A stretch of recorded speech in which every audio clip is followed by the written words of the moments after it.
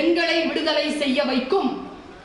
முதலில் நாங்கள் விடுதலை பெற வேண்டும் என்றால் சிந்தனையில் உங்களிடத்தில் சில மாற்றங்கள் வர வேண்டும். நான் ஒண்ணு கேட்கிறேன், உங்க வீட்டுல பிரச்சனை வந்தா மட்டும்தானே உங்களுக்கு குத்துது? அடுத்தவர்களுடைய பிரச்சனை எப்பொழுதும் வேடிக்கை பார்க்கின்ற பொருள் தான். அடுத்தவர்களுடைய பிரச்சனை வேடிக்கை பார்க்கக்கூடிய பொருளாக இருக்கின்ற பொழுது பெண்ணுக்கு எதிரான விஷயங்கள் எப்படி தீரும்? மாவட்ட ஆட்சியருக்கு தெரிந்திருக்கும். எவ்வளவுதான் முயற்சி செய்தாலும் கட்டுப்படுத்த முடியாதுங்க. ஆணுக்கு ஒரு நீதி பெண்ணுக்கு ஒரு நீதி என்று நான் விளையாட்டில் மட்டும் சொல்லல. எங்க பெரியாளுக்கு ஒரு கூலி சித்தாளுக்கு ஒரு கூலி தானே? ரெண்டு பேருமே ஒரே வேலை செய்தாலும் பொம்பளை சுமைன்னு தனியா வேற வச்சிருக்கோம். பொம்பளை சுமைக்கு தனியான கூலியா? குறைவான கூலி தானே? அதே கூலியா கொடுக்கிறோம். அதுல வேற பாட்டு, பெரிய விடா வரட்டுமா, ஓரம் கிழிஞ்சதடி கண்ணம்மா அதில் ஒய்யாரம் தெரிகிறது கண்ணம்மான்னு பாட்டு வேற. தில்லையாடி வள்ளியம்மா தில்லிருந்தா வாடியம்மா, தில்லாலங்கடி ஆடுவோமா, திருட்டுத்தனம் பண்ணுவோமா.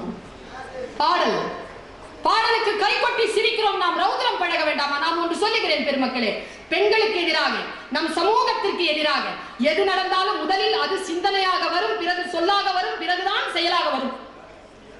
சிந்தனையில அப்படி நிறுத்தணும். அதை நிறுத்த முடியாது, சொல்லல நிறுத்திடும். அதுக்கப்புறமா தான் செயல் வரும்.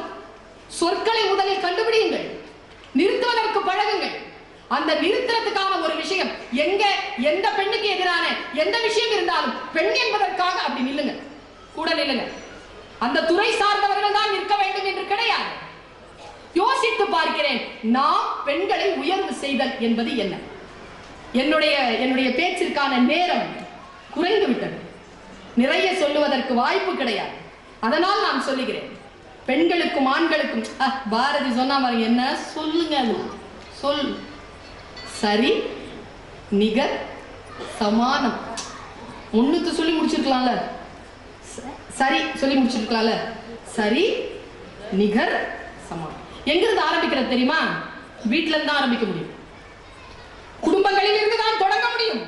உங்கள் மனைவியில் இருந்து தொடங்குங்கள் என்கிறேன் நான். அது என்னது? அது எப்ப பார்த்தாலும் மனைவியை இரண்டாம் நிலையிலே வச்சு குறை சொல்றது. பட்டி